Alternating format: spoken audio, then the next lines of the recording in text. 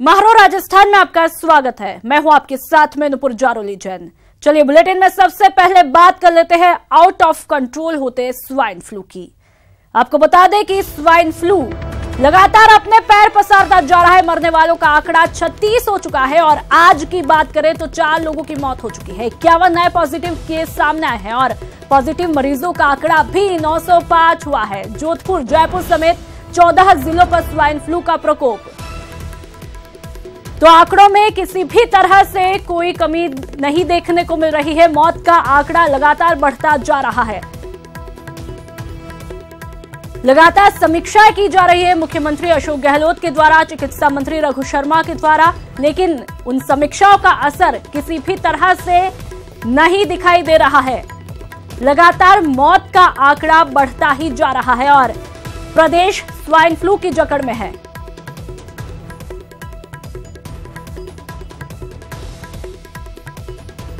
और संवाददाता सचिन शर्मा हमारे साथ फोन लाइन पर जुड़ चुके हैं। सचिन, लगातार समीक्षाएं हो रही है लेकिन समीक्षाओं का असर किसी भी तरह से नहीं दिख रहा है। मौत का आंकड़ा लगातार बढ़ता जा रहा है। सचिन जी नुपुर, आपने कहा कि जिस तरह से पूरे प्रदेश में 36 का आंकड़ा अभी शुरुआती साल में दिखाई दे रहा है और खास करके सिर्फ 2 हफ्ते का वक्त अभी तक गुजरा है, यानी आज 15 तारीख हुई है और मौत का आंकड़ा 36 पर पहुंच गया है। साथ में अगर हम देखें पॉजिटिव मरीजों की संख्या तो वो भी 900 को पार कर चुकी है और 905 जो है स्वाइन फ्लू पॉजिटिव केसेज अब तक सामने आ चुके हैं।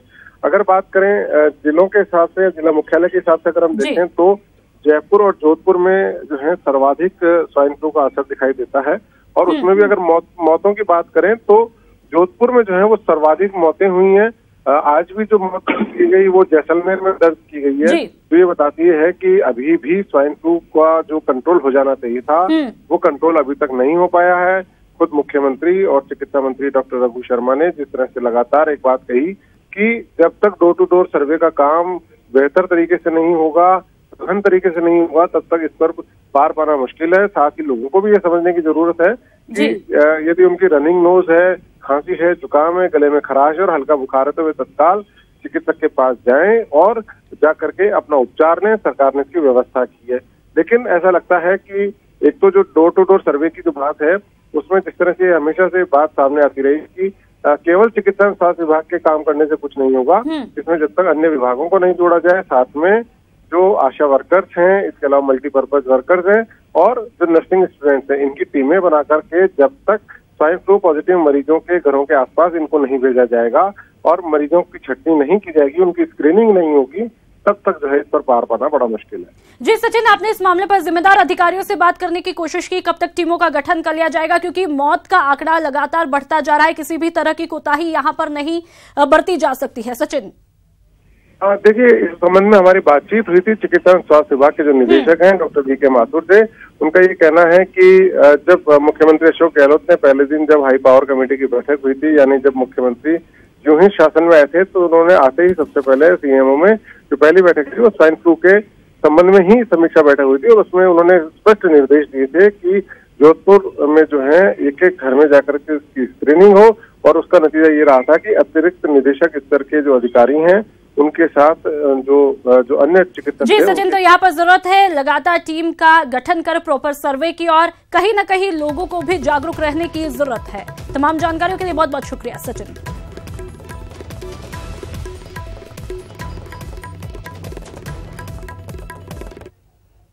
और चलिए अब आपको सीधा जयपुर ले चलते हैं, जहां पर महेश जो शहीद हुए उनकी पार्थिव देह जयपुर पहुंच चुकी है। तस्वीरों में साफ तौर पर आप देख सकते हैं सीकर का लाल जो शहीद हुआ महेश मीणा, उसकी पार्थिव देह जयपुर पहुंची है। तस्वीरों में साफ तौर पर देखा जा सकता है।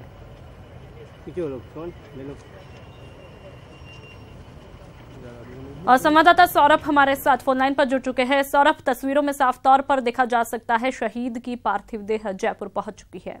सौरभ जी बिल्कुल, कुछ देर पहले ही पार्थिव देह को जयपुर लाया गया था और अब इस व्हीकल गेट से पार्थिव देह को जो है वो बाहर रखा जा रहा है। यहाँ पर उन्हें गार्ड ऑफ ऑनर जो है वो यहाँ पर दिया जा रहा था और इस वक्त राजस्थान सरकार के मंत्री प्रताप सिंह खाचरियावास यहाँ पर पहुंचे हुए हैं। साथ ही सीआरपीएफ के तमाम जवान यहाँ पर पहुंचे हुए हैं।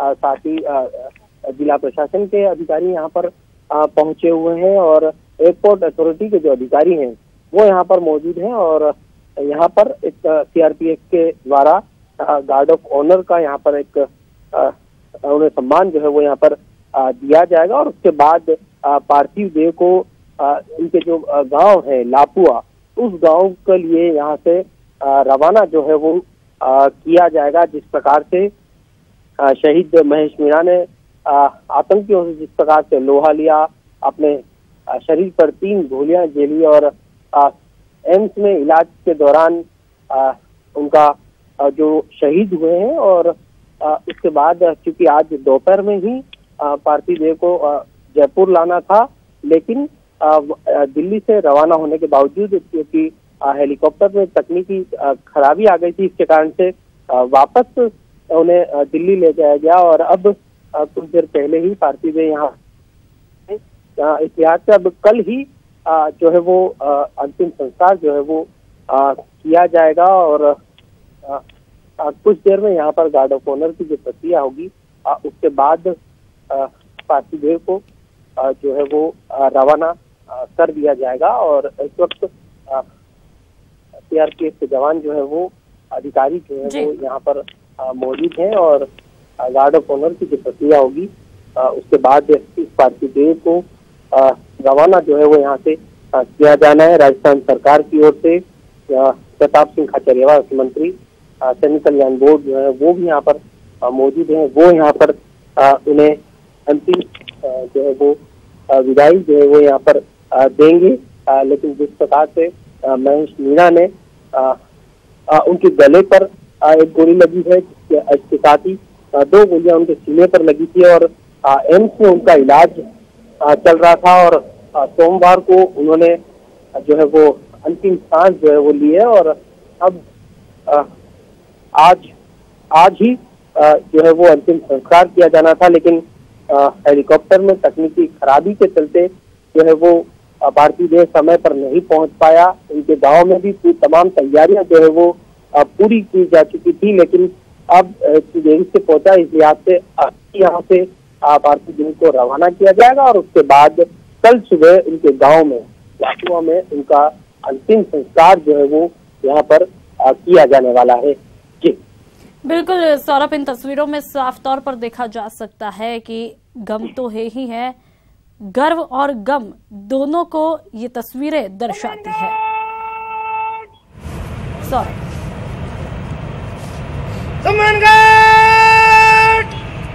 शहीद का सम्मान देगा।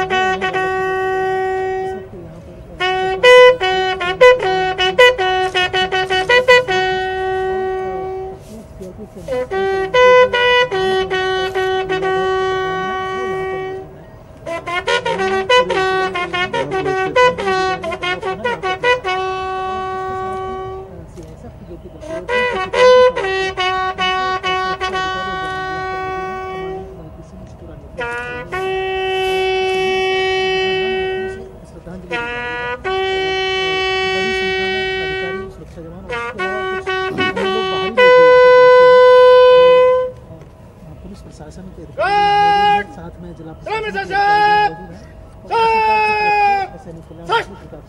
यहाँ पर पहुंचे और उन्होंने ऐसा कहा है कि सरकार जो भी उनके हित में हो सकेगा। सौरभ, जहां एक तरफ परिजनों में गम का माहौल है किसी अपने को खो देने का, तो ये तस्वीरें दूसरी तरफ गर्व को दर्शाती है। सौरभ जी बिल्कुल, ये तस्वीरें जरूर गर्व को दर्शाती है, लेकिन एक बात ये भी है कि राजस्थान में हर परिवार में एक तरह से कहा जाता है कि सेना में जो है वो लोग रहते हैं और सबसे ज्यादा शहीद जो है वो देश भर की बात करें तो वो राजस्थान के जवान जो है वो सीमा पर होते आए हुए हैं और महेश मीणा भी उन्हीं में से एक है जिन्होंने अपने देश के लिए जिस प्रकार से शहादत जो है वो दी है। पुलवामा में जिस प्रकार से एक घर में आतंकियों के छिपे होने की खबर मिलने के बाद जिस प्रकार से सीआरपीएफ के जवानों ने मोर्चा संभाला और उस दौरान जो महेश मीणा जो है वो घायल हुए थे और उनके घायल होने की खबर सुनने के बाद से ही लगातार उनके गांव में उनको लेकर एक तरह से प्रार्थनाओं का जो दौर है वो चल रहा था। लेकिन कह सकते हैं कि ये एक तरह से जो है वो कबूल जो है वो नहीं हुई और सोमवार को महेश मीणा जो है वो ने अंतिम सांस ली और अब चूंकि उनका निधन हो चुका है तो ये जो सम्मान की प्रक्रिया जो है वो यहाँ पर एयरपोर्ट पर हो रही है और कुछ देर में पार्थिव देह को यहाँ से रवाना किया जाएगा। मैं आपको बता दूं कि महेश मीणा के कुल महेश मीणा समेत 4 भाई हैं और उनकी एक बेटी और एक बेटा ही परिवार में है और कह सकते हैं उनके लिए भी काफी गर्व का एक मौका जो है वो होगा। और अब तस्वीर आपको दिखाना चाहेंगे कि यहाँ पर राज्य सरकार के मंत्री जो है वो मुख्यमंत्री की ओर से यहाँ पर पुष्पचक्र अर्पित करते हुए यहाँ पर नजर आएंगे। मंत्री प्रताप सिंह खाचरियावास जो है वो अपनी ओर से श्रद्धांजलि, राज्य सरकार की ओर से श्रद्धांजलि, मुख्यमंत्री की ओर से श्रद्धांजलि जो है वो यहाँ पर अर्पित करते हुए नजर आ रहे हैं। और उसके बाद ये जो तमाम प्रशासनिक अमला है, जिला प्रशासन के यहाँ पर अधिकारी पहुंचे हुए हैं, जिला पुलिस के अधिकारी यहाँ पर पहुंचे हुए हैं, सीआरपीएफ के जवान यहाँ पर पहुंचे हुए हैं, एयरपोर्ट के अधिकारी जो है वो यहाँ पर पहुंचे हुए हैं और ये तमाम जो अधिकारी हैं वो यहाँ पर श्रद्धांजलि जो है वो देते हुए नजर आ रहे हैं। और अब कोशिश करेंगे यहाँ पर मंत्री से बात करने की भी, किस प्रकार से, क्योंकि सीकर के रहने वाले हैं और प्रताप सिंह खाचरियावास भी सीकर से ही आते हैं, इस लिहाज से यहाँ जो माहौल जो है वो एक तरह से गमगीन है। लेकिन महेश मीणा की शहादत पर देश के तमाम लोगों को, प्रदेश के तमाम लोगों को गर्व की अनुभूति जो है वो यहाँ पर होती हुई नजर आ रही है। और इस वक्त डीसीपी राहुल जैन भी यहाँ पर पुष्प चक्र जो है वो अर्पित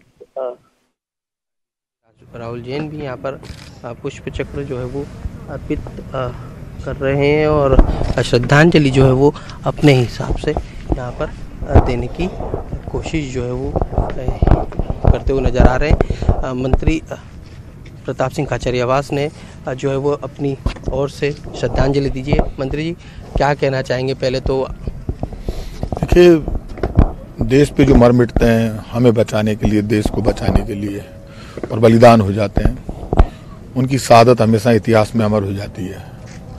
मैं महेश मीणा जी को बहुत बहुत श्रद्धांजलि अर्पित करता हूं और परमपिता परमेश्वर से प्रार्थना करता हूं उनके परिवार को बड़ा दुख है, दुख को सहन करने की ताकत दे। लेकिन आज गर्व है इस बात का कि आतंकवादियों से इस देश को बचाने के लिए और इस देश के लोगों की सुरक्षा के लिए, भारत माँ की आन बान और शान के लिए, हमारे तिरंगे के लिए, जो हमारा सबसे बड़ा धर्म है, जो लोग मर मिटते हैं वो इतिहास में अमर हो जाते हैं। महेश मीणा जी के परिवार के साथ राजस्थान की पूरी सरकार खड़ी है, राजस्थान की पूरी जनता खड़ी है। जहाँ भी परिवार को कभी ऐसा महसूस नहीं होने देंगे कि परिवार आज अकेला है। जो भी परिवार के लिए हम कर सकते हैं अच्छे से अच्छा वो सब किया जाएगा और परिवार के लोगों के साथ पूरी राजस्थान सरकार, पूरी राजस्थान की जनता खड़ी है। मैं महेश मीणा जी को बहुत बहुत श्रद्धांजलि अर्पित करता हूँ क्योंकि उनका इलाज चला, एम्स में वो भर्ती रहे, लड़े, पहले वहाँ लड़े, उसके बाद जिंदगी और मौत से संघर्ष किया। आज वो हमारे बीच में नहीं है, लेकिन उनकी याद, उनका बलिदान हमेशा अमर रहेगा। हमेशा उनका बलिदान याद रहेगा। लेकिन जिस प्रकार से कश्मीर में लगातार इस प्रकार की आतंकी घटनाएं होती हैं और हमारे जवान शहीद होते जा रहे हैं, तो क्या कहना चाहेंगे कि क्या पॉलिसी में बदलाव होना चाहिए ताकि इस प्रकार की जो घटनाएं वो कम हो सके? देखिए, कहीं ना कहीं हमें बहुत ज़्यादा सख्त होने की ज़रूरत है। सब कामों को छोड़कर, ये इस वक्त आरोप प्रत्यारोप का समय नहीं है, लेकिन जो हम कहें वो जमीन पर नजर आना चाहिए। केंद्र की सरकार को भी सख्त होना पड़ेगा और हमें उन लोगों को चिन्हित करना पड़ेगा जो देश के सामने गद्दारी कर रहे हैं, देश के साथ धोखा कर रहे हैं। ऐसे लोगों के खिलाफ सख्त से सख्त कार्रवाई होगी तो निश्चित रूप से हमारे जवान जो शहीद हो रहे हैं वो शहीद नहीं होंगे और परिवारों को इतनी बड़ी नुकसान नहीं होगा। मैं ये मानता हूं कि हम सबको मिलकर, सारे देशवासियों को, सब सरकारों को, सब पार्टियों को, सबसे बड़ा धर्म तिरंगे को मानकर फैसला करना होगा और राजनीति से ऊपर उठकर हमें तय करना होगा कि सबसे पहले देश है, उसके बाद राजनीति है। धन्यवाद। तो मंत्री प्रताप सिंह खाचरियावास ने जिस प्रकार से कहा कि आतंकियों को लेकर एक पॉलिसी होनी चाहिए ताकि इन पर सख्त से सख्त कार्रवाई हो सके। उनके छोटे भाई इस वक्त हमारे साथ मौजूद हैं। अब महेश मीणा साहब शहीद हो गए हैं, उनके परिवार में कौन कौन है और किस प्रकार से उनकी शहादत को आप देखते हैं, क्योंकि ये बहुत बड़ा दिल होता है और वही जो है व्यक्ति सेना में जा पाता है।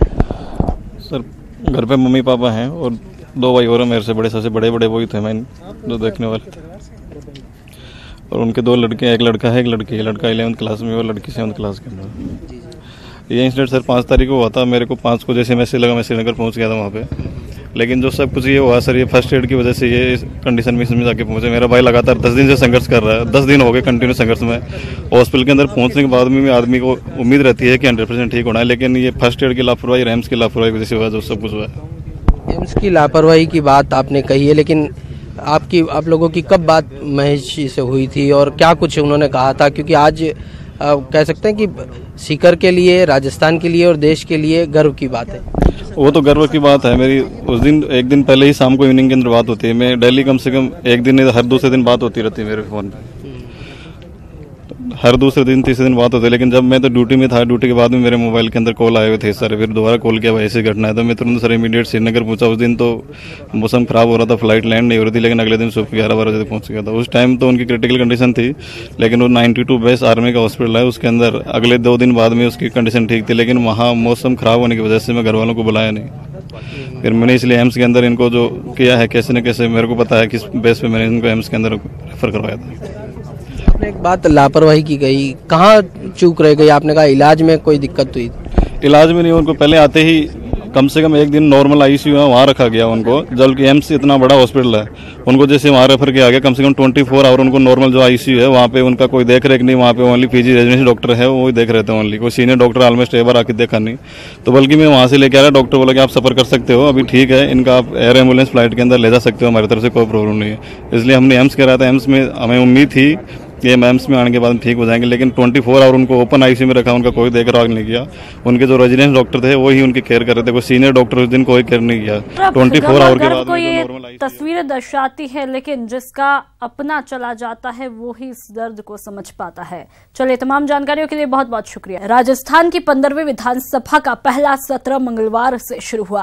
पहले दिन प्रोटेम स्पीकर ने विधायकों को शपथ दिलाई और सत्र के दूसरे दिन यानी कि बुधवार को विधानसभा के नए स्पीकर का चुनाव होगा। ईश्वर की शपथ लेता हूँ, शपथ लेता हूँ, शपथ लेता हूँ, शपथ लेता हूँ, ईश्वर की शपथ लेता हूँ। 15वीं विधानसभा सत्र का पहला दिन नवनिर्वाचित सदस्यों की शपथ के नाम रहा। प्रोटेम स्पीकर गुलाब चंद कटारिया ने सभी विधायकों को शपथ दिलाई। सबसे पहले CM Ashok Gehlot, deputy CM Sachin Pilot, उसके बाद कैबिनेट के सदस्यों और फिर एक एक कर कुल 197 सदस्यों ने विधानसभा की शपथ ली। जबकि गूढ़ा मलानी से विधायक हेमाराम चौधरी की शपथ नहीं हो पाई, तो प्रोटेम स्पीकर गुलाब चंद कटारिया सोमवार को ही राजभवन में शपथ ले चुके थे। विधानसभा में ज्यादातर सदस्यों ने हिंदी भाषा में शपथ ली थी, जबकि अशोक लाहोटी, छगन राज पुरोहित, जोगेश्वर गर्ग, धर्म नारायण जोशी, मदन दिलावर, राजकुमार शर्मा, वासुदेव देवनानी, विठल शंकर अवस्थी और संदीप शर्मा ने संस्कृत में शपथ ली। वहीं कांग्रेस के 2 विधायकों जाहिदा खान और प्रशांत बैरवा ने अंग्रेजी में शपथ ली। कुछ विधायक राजस्थानी में शपथ ग्रहण करना चाहते थे, लेकिन प्रोटेम स्पीकर ने मना किया, तो विधायक ने मुंह पर पट्टी बांधकर विरोध जताया। वहीं भारतीय ट्राइबल पार्टी के दोनों विधायकों ने प्रकृति के नाम पर शपथ लेकर सभी को आकर्षित किया, जबकि आदर्श नगर से विधायक रफीक खान ने खुदा और ईश्वर दोनों के नाम पर शपथ ली। वहीं मेड़ता से विधायक इंदिरा और बगरू से विधायक गंगा देवी को प्रोटेम स्पीकर ने एक एक शब्द बोलकर विधानसभा की शपथ दिलवाई, तो दिव्यांग विधायक बाबूलाल कठुमर को उनकी मेज से ही शपथ लेने की अनुमति दी गई। शपथ के बाद सदस्यों ने जयकारे भी लगाए। कई विधायकों ने भारत माता की जय, वंदे मातरम, जय श्री राम, जय श्री कृष्ण, जय राजस्थान और जय भीम के भी जयकारे लगाए। वहीं कुछ विधायकों ने अपने अपने क्षेत्र के जयकारे भी लगाए। इसके साथ ही नए विधानसभा अध्यक्ष के निर्वाचन की प्रक्रिया भी शुरू हुई। कांग्रेस के वरिष्ठ नेता सीपी जोशी ने विधानसभा के स्पीकर पद के लिए नामांकन भरा और बुधवार को उन्हें नया स्पीकर चुना जाएगा। वहीं 17 जनवरी को राज्यपाल अभिभाषण होगा, जिस पर 18, 21 और 23 जनवरी को वाद विवाद होगा। 19 और 20 जनवरी को अवकाश रहेगा। राज्य विधानसभा का ये सत्र हंगामेदार हो सकता है। विपक्ष जहां कर्ज माफी और बेरोजगारी भत्ते के साथ साथ मंत्री गोविंद सिंह डोटासरा के बयान के मुद्दे को जोर शोर से उठाएगी, तो वहीं विपक्ष का जवाब देने के लिए सीएम ने सभी मंत्रियों को पूरी तैयारी के साथ सदन में आने के निर्देश दिए हैं। जयपुर से न्यूज 18 के लिए सौरभ और गोवर्धन के साथ सुधीर और बाबूलाल की रिपोर्ट। विधानसभा सत्र के पहले दिन विधायकों के अलग अंदाज चर्चा में रहे। यहां पर बहरोड से निर्दलीय विधायक बलजीत यादव ट्रैक्टर से विधानसभा पहुंचे। इसी तरह निर्दलीय ओम प्रकाश हुड्डा ने विधानसभा पहुंचते ही दंडवत प्रणाम किया, तो बीजेपी विधायक हमीर सिंह भायल ने भी विधानसभा के द्वार पर पूजा पाठ की।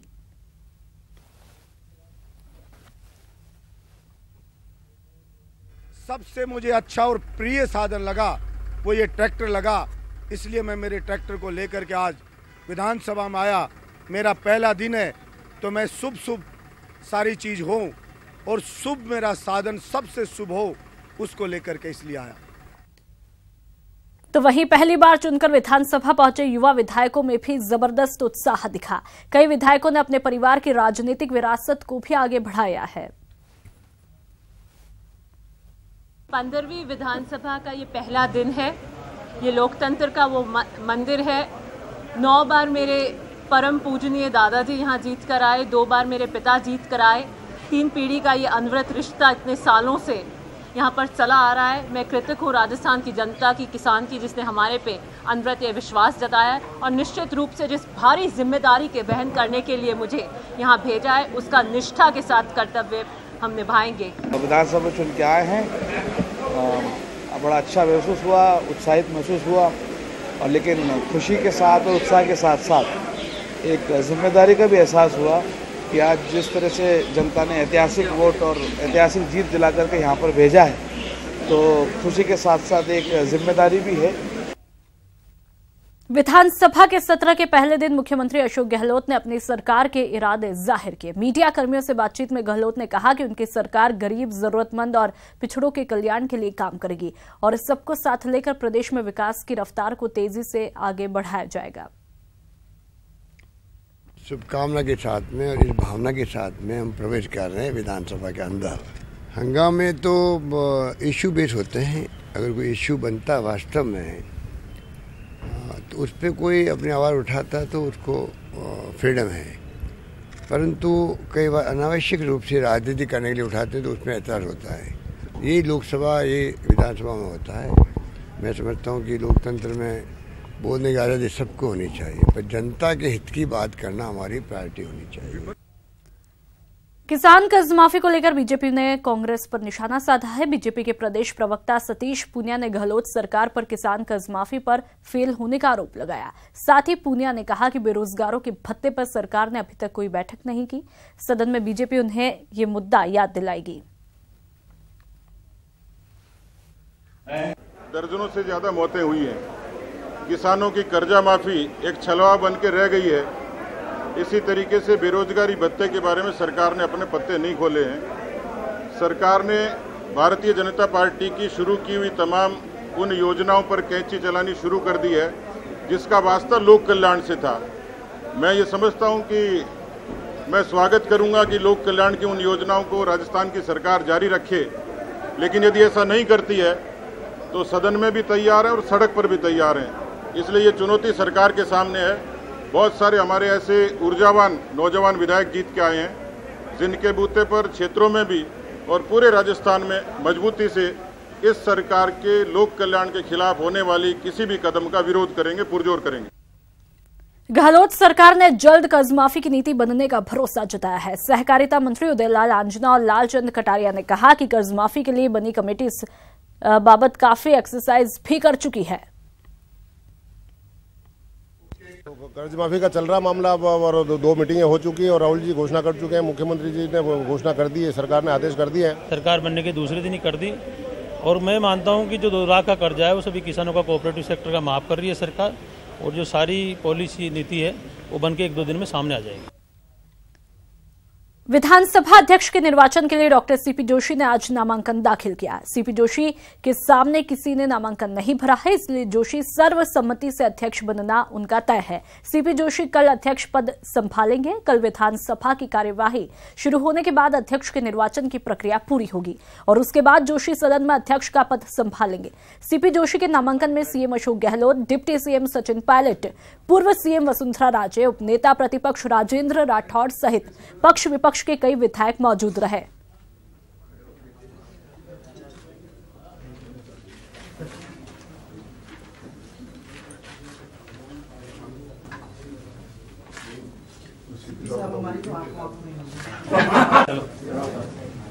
उसमें टाइम हो गया तो पैड बढ़ जाएगा।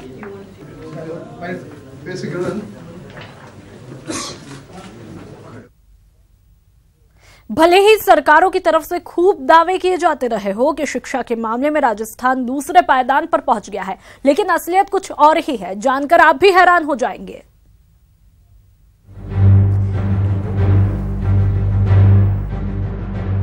यूं तो शिक्षा के मामले में राजस्थान दूसरे पायदान पर है, लेकिन यहाँ सच्चाई कुछ और ही है। हाल ही में असर यानी annual status of survey report के मुताबिक पिछले कुछ सालों में राजस्थान में बुनियादी शिक्षा में गिरावट दर्ज की गई है। असर एक ऐसी संस्था है जो कि देश के हर राज्य में शिक्षा की गुणवत्ता, सुविधा और संसाधनों का सर्वे करता है और उसी के आधार पर अपनी रिपोर्ट बनाता है। चलिए अब ये जान लीजिए कि असर संस्था के मुताबिक राजस्थान में शिक्षा की गुणवत्ता क्या है। तीसरी क्लास के 80% बच्चे क्लास दूसरी का पाठ नहीं पढ़ पाते। क्लास 5वीं के 50% बच्चे नहीं पढ़ पाते क्लास दूसरी का पाठ। क्लास 8वीं के 20% बच्चे नहीं पढ़ पाते क्लास दूसरी का पाठ। गणित विषयों में क्लास तीसरी के 80% बच्चे नहीं जानते हैं माइनस करना। क्लास 5वीं में महज 23% को ही डिवाइड करना आता है। क्लास 8वीं में 59% डिवाइड के सवाल हल नहीं कर पाते। अब बात करते हैं स्कूलों में नामांकन और उपस्थिति की। सरकारी स्कूलों में नामांकन में 8% की बढ़ोतरी हुई है। गर्ल्स ड्रॉप आउट में 11 से 14 साल में राज्य प्रथम है। निजी स्कूलों के नामांकन में बड़ी गिरावट आई है, जबकि सरकारी स्कूलों में नामांकन में बढ़ा है। 75% बच्चों की उपस्थिति, वही 86% शिक्षकों की उपस्थिति। 67% है शिक्षकों और बच्चों का अनुपात। अब आप ये जान लीजिए कि सरकारी स्कूलों में कितनी सुविधाएं हैं। स्कूलों में गर्ल्स टॉयलेट की संख्या बढ़ी है। अब 80% स्कूल में उपयोग लायक टॉयलेट है। 30% स्कूलों में खेल के मैदान नहीं है।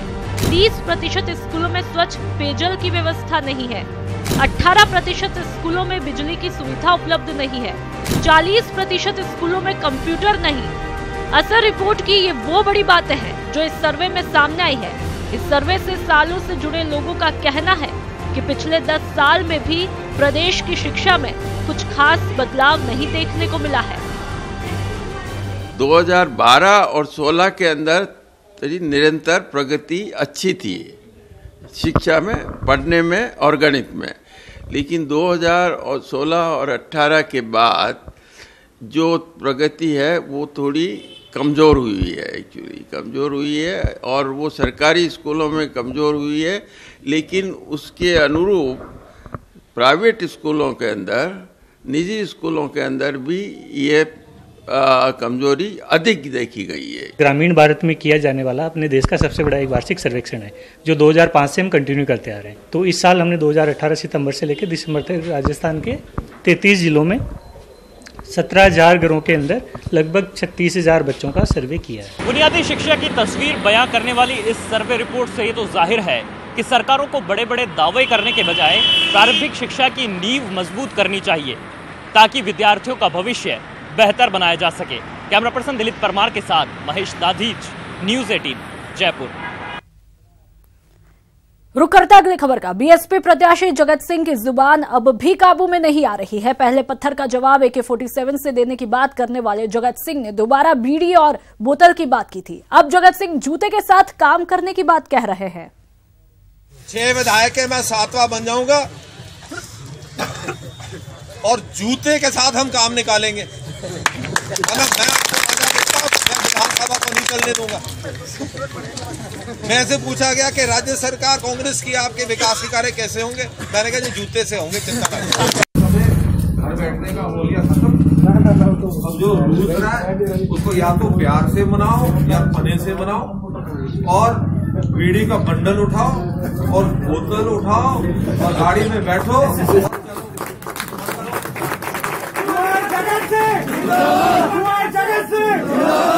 और करो प्रचार और करो फतेह। मेरी प्रतिक्रिया तो बस कुछ नहीं है, पत्थर कोई फेंकेगा तो AK-47 तो चलेगी। चलना चाहिए आप कह रहे हैं? चलना चाहिए नहीं है कि चलेगा। और अब खबर अलवर से, जहां पर पुलिस ने समाज में जहर फैलाने वाले अवैध कारोबार का भंडाफोड़ किया। इस दौरान पुलिस ने मौत के 21 सौदागरों को भी गिरफ्तार किया है।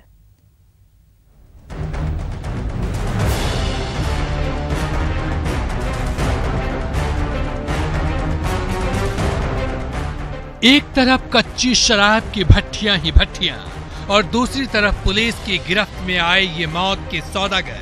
तस्वीरें अलवर जिले की है, जहां अवैध तरीके से नशे के इस कारोबार को अंजाम दिया जा रहा था, लेकिन पुलिस ने भट्टियों में बन रहे इस जहर के अवैध कारोबार का भांडाफोड़ कर दिया। ये शातिर सौदागर बेहद चालाकी से इस अवैध कारोबार को अंजाम दे रहे थे। देखिए कैसे जमीन में दबाकर जहरीला जाम बनाने का काला कारोबार चलाया जा रहा था, लेकिन पुलिस की पैनी नजर से मौत का ये कारोबार छुप नहीं सका। सूचना के आधार पर अचानक पुलिस की टीम ने करीब आधा दर्जन गांवों में दबिश दी। इस दरमियान दर्जनों शराब की भट्टियों को तहस नहस किया गया। हजारों लीटर कच्ची शराब को मौके पर ही बहा दिया गया और मौत के इन 21 सौदागरों को गिरफ्त में ले लिया गया। जिन गांवों में जहरीले कारोबार के खिलाफ ये पुलिस कार्रवाई की गई, उनमें पालपू, हमीरका, खरखड़ा, नवीनगर सहित अन्य गांव शामिल हैं। अब पुलिस गिरफ्त में आए इन शातिर सौदागरों से इस काले कारोबार में शामिल अन्य लोगों के बारे में पूछताछ कर रही है, ताकि इस काले कारोबार के असली कर्ता धर्ता पर शिकंजा कसा जा सके। वहीं पुलिस की इस बड़ी कार्रवाई से इन गाँव के लोग बेहद राहत महसूस कर रहे हैं। Rajendra Prasad Sharma, news 18 network, Alwar. और अब बात कर लेते हैं सोशल मीडिया पर वायरल हो रहे हंगामे के वीडियो की। देखिए कैसे दोनों तरफ से इस वीडियो में लाठी और पत्थर बरसाए जा रहे हैं। तस्वीरों में साफ तौर पर देखा जा सकता है। दरअसल ये तस्वीरें उदयपुर के हिरणमगरी थाना क्षेत्र के बंजारा बस्ती की है, जहां पर संक्रांति के मौके पर कुछ बच्चे आपस में खेल रहे थे कि एक को गेंद यहां पर लग जाती है। फिर क्या था, मामला घर तक पहुंच चुका और दोनों पक्ष आमने सामने हो गए। पहले तो धक्का मुक्की हुई, लेकिन देखते ही देखते विवाद इतना बढ़ गया कि दोनों ही तरफ से पत्थरबाजी होने लगी, जिसमें कई लोग घायल भी हुए। फिलहाल पुलिस ने दोनों ही पक्षों की तरफ से रिपोर्ट दर्ज की और मामले की जांच में जुट गई है। ये वीडियो आप साफ तौर पर अपने टीवी स्क्रीन पर देख सकते हैं। जयपुर के सचिवालय कॉन्फ्रेंस हॉल में हज यात्रा का कुर्रा निकाला गया, जिसमें 5,264 आजमीन को हज यात्रा करने का मौका मिला है। लंबे इंतजार के बाद मुकद्दस हज यात्रा के लिए जयपुर के सचिवालय कॉन्फ्रेंस हॉल में कुर्रा निकाला गया। इस दौरान अल्पसंख्यक मामलात मंत्री सालेह मोहम्मद, प्रदेश हज कमेटी के चेयरमैन अमीन पठान, कई विधायक, हज कमेटी के मेंबर और मुस्लिम समाज के कई जिम्मेदार लोग मौजूद रहे। इस बार हज यात्रा के लिए 10,700 लोगों ने आवेदन किया था, लेकिन 5,264 आज़मीन को ही मुक़द्दस हज यात्रा का मौका मिल पाया। कुल 10,750 आवेदन प्राप्त हुए थे, जिसमें से 5264 जो था वो राजस्थान राज्य को सीट का कोटा एलोकेट किया गया था। उसमें से 703 70 वर्ष से अधिक के हाजी थे और 26 जो है वो गैर महरम वाले जो कैंडिडेट थे वो थे। तो इस तरह के 729 वो कैंडिडेट थे जिनका पहले से ही निश्चित था कि वो इस बार हज के ऊपर जाएंगे। देखिए, कांग्रेस गवर्नमेंट जो हज हाउस की संज्ञा बुनियाद रखने के बाद जितनी मदद और जिस तरह की व्यवस्थाएं कर पाई, और इस बार भी हम चाहते हैं जो पिछली बार भारतीय जनता पार्टी के शासनकाल में कुछ जो खामियां रही उस खामियों को हम दुरुस्त करें। और राजस्थान सरकार के जो हमारे चीफ मिनिस्टर हैं वो भी चाहते हैं कि हाजियों को यहाँ जाने वाले जो कर्मचारी और जो अन्य जो सहयोगी हैं वो भी एक ईमानदार अच्छे लोग जाएं, जिससे इनको किसी तरह की प्रॉब्लम्स नहीं हो। हज यात्रा के आवेदकों में कई ऐसे भी हैं जो बरसों से आवेदन कर रहे थे, लेकिन इस बार हज के लिए निकाले गए कुर्रा में उनका नंबर आया है, जिससे उनकी खुशी का ठिकाना नहीं। मैं 5 साल हो गया मेरे को भरते हुए, 5 साल में पे आ गया मेरा नंबर। अल्लाह ताला की बहुत मेहरबानी है और हमारे जमील भाई की बहुत बड़े इनका योगदान रहा है इसके अंदर। इन्होंने बहुत मेहनत करी है। अल्लाह ताला जिसके भी बाकी रह गया उनको सबको पहुँचाएं वहाँ पे। और इंतजार कर रहे काफ़ी दिनों से कि आज का पहले 7 तारीख थी, फिर 8 तारीख हुई, फिर 15 तारीख है। तो 15 तारीख का सुबह से ये के साथ जल्दी से आए और हम पहुँचे और देखें। आज आके देखा हमने तो स्क्रीन पे हमने अपना नंबर देखा, 600 नंबर आया और हमारी पूरी फैमिली माशाल्लाह जा रही है। हज यात्रा का कुर्रा निकाले जाने के बाद हज कमेटी आगामी कामकाज की तैयारी में जुट गई है, ताकि जल्द से जल्द हज यात्रा का ट्रेनिंग प्रोग्राम और उसका शेड्यूल जारी किया जा सके। जमा कराने का काम भी जल्द ही शुरू होगा। जिलेवार भी हज का कुर्रा निकाला गया, जिसमें कई जिलों में जितने आवेदक थे उतने ही लोगों को हज का मौका मिल पाया है। राजस्थान हज कमेटी अब हज का ट्रेनिंग शेड्यूल सेट करेगी, तमाम हज यात्रियों को हज की ट्रेनिंग दी जाएगी और कोशिश यही रहेगी कि राजस्थान का हाजी पूरी तैयारी के साथ में हज के सफर को मुकम्मल करें। कैमरा पर्सन अमनदीप सिंह रंधावा के साथ में अरबाज अहमद, न्यूज़ 18 जयपुर। कहते हैं जल ही जीवन, और जब जल की किल्लत होने लगे तो समझ लो इंसान का जीवन खतरे में है। इसी जीवन को बचाने के लिए जयपुर में नई तकनीक के जरिए बीसलपुर बांध के पानी को बचाने की कोशिश की जा रही है। देखिए रिपोर्ट में।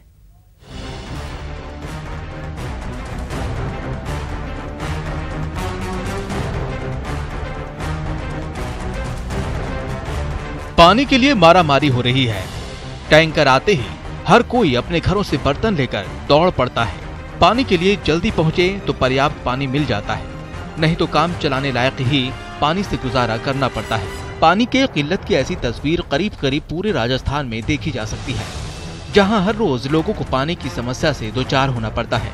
जी हां, राहत के नाम पर गिने चुने टैंकर से पानी की भरपाई की जा रही है। घर के कामकाज के लिए नाकाफी है, लेकिन कुछ न से कुछ है तो इसका सब्र जरूर है। हालांकि यहाँ पानी की समस्या तो परमानेंट है। इसी परेशानी से पार लगाने के लिए जलदाय विभाग की तरफ से बीसलपुर बांध के पानी को संरक्षित करने की व्यवस्था की जा रही है। विभाग ने निजी कंपनी से एक करार किया है, जिसमें बांधों से भाप बनकर उड़ने वाले पानी को 1/3 तक बचाने का दावा किया जा रहा है और इस योजना को सरफेट वाटर का नाम दिया गया है। उस टेक्नोलॉजी में बेसिकली एक लिक्विड है, वो लिक्विड उस पर स्प्रे कर दिया जाता है और फूड ग्रेड लिक्विड है वो। उस लिक्विड को अपन अगर टेस्ट भी करते हैं, जीभ के चखते भी हैं, तो कोई नुकसान नहीं है, वो कोई हार्मफुल नहीं है। और वो जो लेयर है वो उस पानी के ऊपर ही रहेगी और जो सूरज की जो रोशनी पड़ती है वो टकरा के ही वापस चली जाएंगी, कोई स्टीम से भाप नहीं बनेगी। निजी कंपनी की इस योजना में पानी के ऊपर नॉन टॉक्सिक पदार्थ की परत बिछा दी जाती है, जिससे गर्मी के कारण भाप बनकर उड़ने वाले पानी को बचा लिया जाता है। बांधों से पानी को बचाने के लिए इस योजना के तहत 3 प्रकार की तकनीक का इस्तेमाल किया जाता है। पहली तकनीक है SRP, sustained release package technique. पानी के ऊपर नॉन टॉक्सिक पदार्थों की 2 परत लगाते हैं। ये दोनों परत पानी की वाष्पीकरण को रोकती है। दूसरी तकनीक है MPDT तकनीक, मल्टी पॉइंट डिस्पेंसिंग टेक्निक। ये तकनीक बांधों में भरे पानी के ज्यादा वाष्पीकरण पर अपनाई जाती है। तीसरी तकनीक है SFM। और इस बुलेटिन में फिलहाल इतना ही। नमस्कार।